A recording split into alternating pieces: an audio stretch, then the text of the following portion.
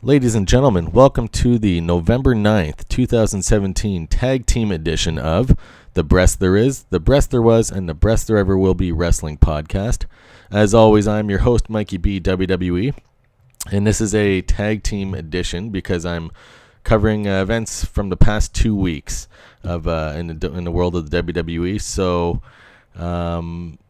instead of my normal weekly installment, giving you 2 weeks worth, which should be not too difficult considering right now there's not a whole lot happening on a weekly basis in the WWE universe in the build-up to Survivor Series on November 19th.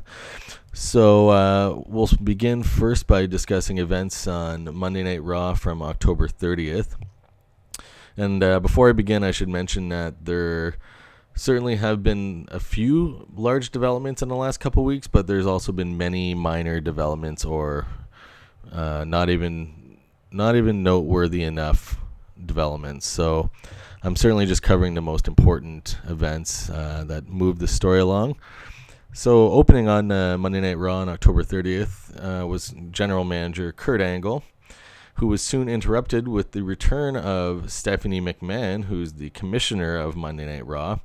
This is Stephanie's first, at least speaking, return on WWE programming since WrestleMania. So it's certainly been a while since we've seen her. And she came out and more or less threatened Kurt Angle with his job and informed him that he will be the team captain for Monday Night Raw at Survivor Series.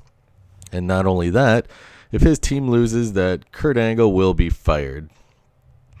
So just similar to what happened to Mick Foley. It didn't quite happen in the same way, who was the former Monday Night Raw general manager.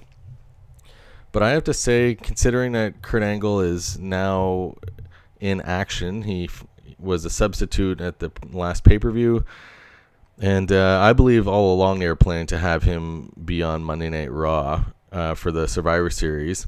So I have a feeling this Survivor Series was supposed to be Kurt Angle's much talked about return, but instead they had to do it due to all the illnesses. They had to make him return at the last pay-per-view of TLC.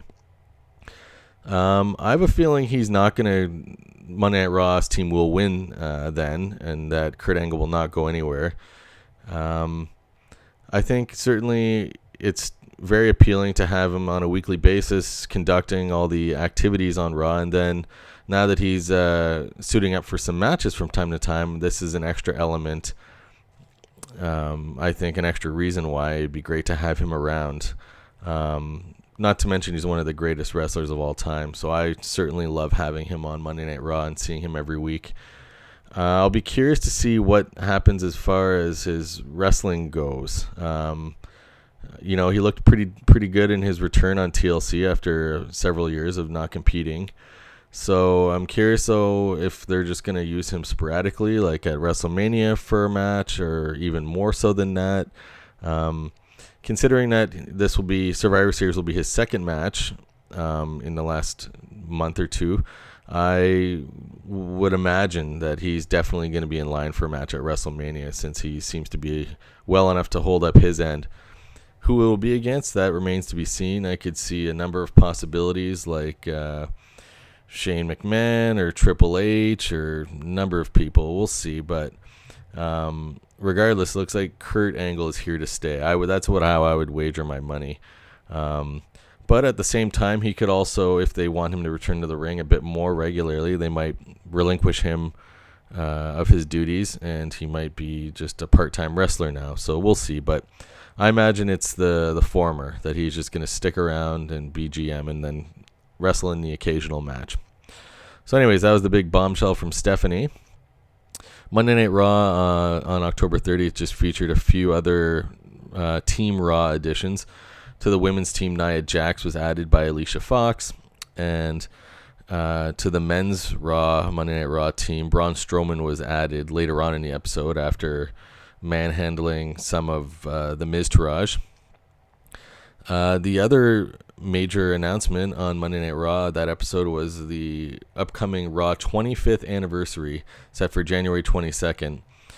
And this is a big deal, certainly, but to me, the thing that grabbed my eye the most was who the guest appearances will be, which will feature Kevin Nash, also known as Diesel in the WWE, Shawn Michaels, the Heartbreak Kid, and someone who I think many fans weren't sure we'd ever see again, the Phenom, the one and only The Undertaker. And I personally, after hearing that, started getting excited, especially with the timing of this episode being in late January near Royal Rumble, that this might signify that The Undertaker might return for one more match. We can all, I think, hope for this. It was nice. Undertaker, when he was defeated by Roman Reigns earlier this year at WrestleMania, he did it in a very traditional, old school type of way for a wrestler, which is to pass the torch on your final match on your way out to a younger star. Just a lot of people have issue with this because it's Roman Reigns, after all, who is a figure who many fans have a lot of trouble digesting as the next chosen star for the company, the face of the company.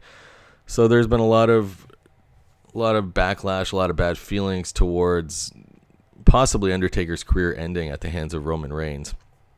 Boy, it would be awesome if Taker did one more match, though.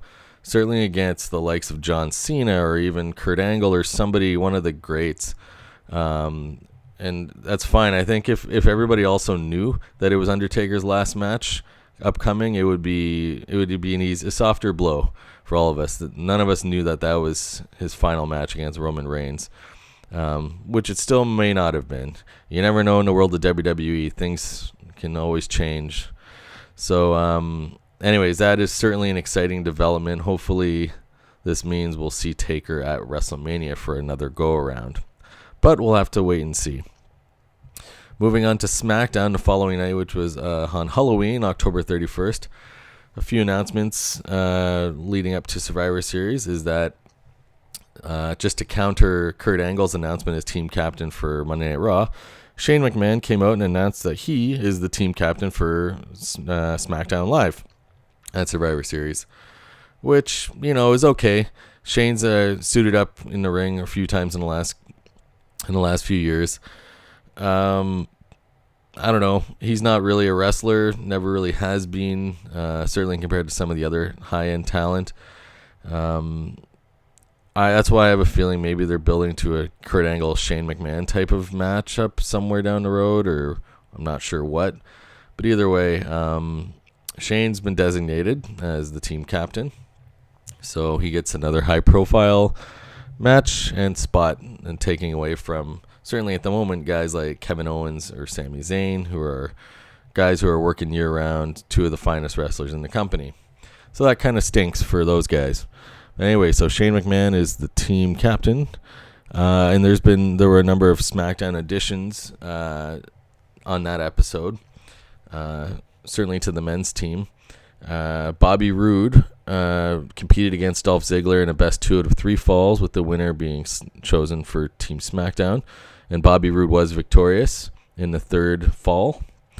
And as I already, I guess, just spoiled, later in the episode, Shinsuke Nakamura was facing off against Kevin Owens, and he was victorious. So Shinsuke Nakamura and Bobby Roode were both named to Team SmackDown, leaving Kevin Owens and Sami Zayn in the dust for now. And we turn our attention to Monday Night Raw this week. Once again, we learn more team additions for Monday Night Raw. We learned early on in the episode that Asuka, the new talent on Monday Night Raw that has just come from NXT, she's been named to the women's roster. And we also found out after a no decision match between Finn Balor and Samoa Joe that Kurt Angle wanted both of them to be on the team for the men's side. And then shortly after that, backstage, without even competing in a match to qualify, Kurt Angle asked his, quote, son to be on Team Raw so he can have someone whom he trusts on his side. So, certainly a lot is going to be spoken of about how he didn't even have to earn his way onto the team, and he's just named there. And I'm also a little surprised that he's on there, considering I assumed it would be someone like Roman Reigns or Bray Wyatt once either of them returns. But curious how long this illness will hold both of those guys out. So anyways, those guys, all of them were named to the teams, and Asuka to the female team. And then later on in a tag team match, Bayley and Sasha Banks competed against Nia Jax and Alicia Fox. And after defeating them, Alicia Fox named Sasha Banks to the team, but not Bayley. So far, Sasha Banks is on the women's team Raw and not Bayley as of yet. Though I suspect that's going to change, since Bayley's one of the top babyface female competitors in WWE, one of the highest draws. And also, later on in the episode, which happened to be filmed in Manchester, England, Enzo fought in a match against the WWE UK champion, Pete Dunne. And Enzo was also defeated by Pete Dunne, much to the elation of the crowd on hand. And the final match of the night was a tag team championship match between Seth Rollins and Dean Ambrose taking on Cesaro and Sheamus. And during the course of the match, the New Day, it disrupted the match. New Day, of course, is on the Smackdown roster right now. So they came out and started interrupting. And then all of a sudden, all sorts of chaos ensued because Kurt Angle sent the rest of the Raw roster down to the ring to protect, just to guard the ring more or less, because he had a feeling that there would be another attack by the SmackDown roster. And when that did not happen, after all this chaos and everything ensued, Cesaro and Sheamus were able to defeat Seth and Dean and become the new Raw Tag Team Champions. So if this still holds, then these two are going to face the Usos at Survivor Series in a non-title match. So it was kind of an interesting, surprising development, and it also makes you think that these two, Seth Rollins and Dean Ambrose, are going to join forces with Roman Reigns soon enough, and not sure what they're going to do with that. This could potentially scrap the plans that I thought were going to exist with Seth Rollins and Dean Ambrose being tag champs and then eventually breaking apart and having a match at WrestleMania or something. But that was also before the development of the Shield reunion, which has been going on over the last month. So, and speaking of which, they announced on Monday Night Raw that Roman Reigns will be appearing next Monday. So there will be a Shield reunion next Monday night on Raw, if that's something that excites you. And moving over to SmackDown Live the following night, this was far and away the least interesting program of the past 2 weeks. One match that had a notable conclusion, James Ellsworth was taking on Becky Lynch. And when he lost to Becky Lynch, Carmella turned on James Ellsworth again, like she did a couple months ago. So we'll see if this one sticks or if this is just her hard treatment, hard punishment of James Ellsworth. But the main event, the big news was the main event of SmackDown Live, which, even though it was advertised the week before on SmackDown as being Rusev against AJ Styles, not necessarily as the main event the following week, but at least that was a scheduled match. It wound up becoming AJ Styles facing off against Jinder Mahal for the WWE Championship. And in a surprisingly great move, AJ captured the title and will now face Brock Lesnar at Survivor Series, at least how this now stands. So after a good over half of a year of Jinder Mahal being the WWE champion, it's exciting to see that they made him drop the belt to AJ Styles. And there's, in my opinion, AJ, of course, is one of the top talents in the company, maybe the best wrestler in the company right now. It feels like they're building to WrestleMania have a match between AJ Styles and Shinsuke Nakamura. That would be awesome since they're both on the same program and, possibly the two best wrestlers going. But, Jinder Mahal certainly will be involved in a program for a while. I don't know if he might even win it back fast But eventually, I think that's how the company will go, is set up an AJ Styles Shinsuke Nakamura matchup for WrestleMania, or at least mix some other top talent in there. Jinder Mahal's done a good job, but and he works great as a heel with his Singh brothers, but in the ring he certainly doesn't measure up to those other guys I'm talking about, or even Kevin Owens, Sami Zayn, to name a few more. So anyways, certainly for the crowd on hand in Manchester, they were going bananas, and rightfully so. It was an exciting thing, which you don't see very often on Monday Night Raw or SmackDown Live for that matter. So good for them that they gave us a surprise in a very positive way on Tuesday night. So with that, we have one more week next week before the big show of Survivor Series, which will feature exactly 0 title matches. So at the moment, I'm really not too excited about many matches on this Survivor Series card, as they're not going to have a lot of repercussions so far. Breaking a trend of having title matches at Survivor Series, which I've been doing for years. Yeah, right now as it stands, they still have just champion against champion for no titles.